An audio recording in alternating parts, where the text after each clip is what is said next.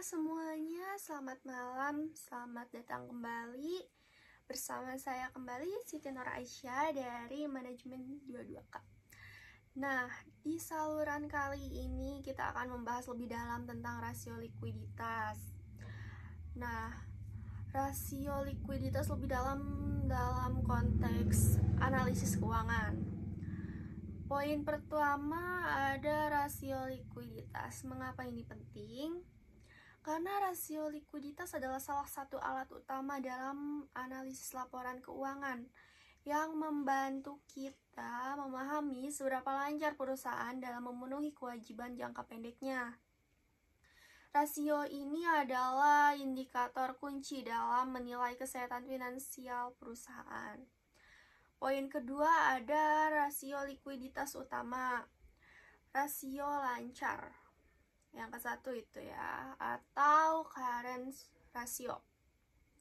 Rasio lancar adalah rasio yang mengukur kemampuan perusahaan untuk membayar kewajiban jangka pendeknya dengan menggunakan aset lancar. Semakin tinggi rasio ini, semakin baik karena menunjukkan bahwa perusahaan memiliki lebih banyak aset lancar yang dapat digunakan untuk memenuhi kewajiban jangka pendeknya. Nah, yang kedua ada rasio cepat atau quick ratio. Rasio cepat atau sering disebut juga sebagai acid test ratio. Mengukur kemampuan perusahaan untuk memenuhi kewajiban jangka pendek tanpa mengendalikan persediaan. Ini adalah metrik yang lebih ketat daripada rasio lancar karena mengesampingkan persediaan dari perhitungan. Poin ketiga ada rasio likuiditas dalam keputusan keuangan. Yang pertama ada investor. Investor menggunakan rasio likuiditas untuk mengevaluasi seberapa baik perusahaan mengelola keuangan mereka. Rasio likuiditas yang kuat dapat menjadi indikasi bahwa perusahaan memiliki posisi keuangan yang sehat. Poin kedua ada manajemen. Manajemen perusahaan menggunakan rasio likuiditas untuk mengukur efisiensi operasional mereka untuk membuat keputusan tentang pengelolaan kas. Nah, yang poin ketiga ada kreditur. Kreditur atau pemberi pinjaman melihat rasio likuiditas untuk menilai resiko saat memberikan pinjaman kepada perusahaan. Semakin tinggi rasio likuiditas, semakin baik bagi pemberi pinjaman.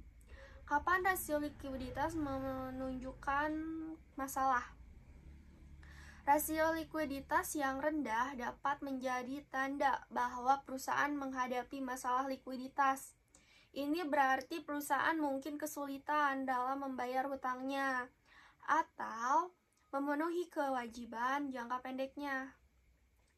Perusahaan mungkin perlu mengambil langkah-langkah untuk memperbaiki likuiditasnya, seperti mengurangi utang atau meningkatkan arus kas. Poin terakhir yaitu kesimpulan. Rasio likuiditas adalah alat yang sangat penting dalam analisis laporan keuangan. Memahami rasio ini dapat membantu kita mengukur kemampuan perusahaan dalam mengelola keuangan dan kewajiban jangka pendeknya.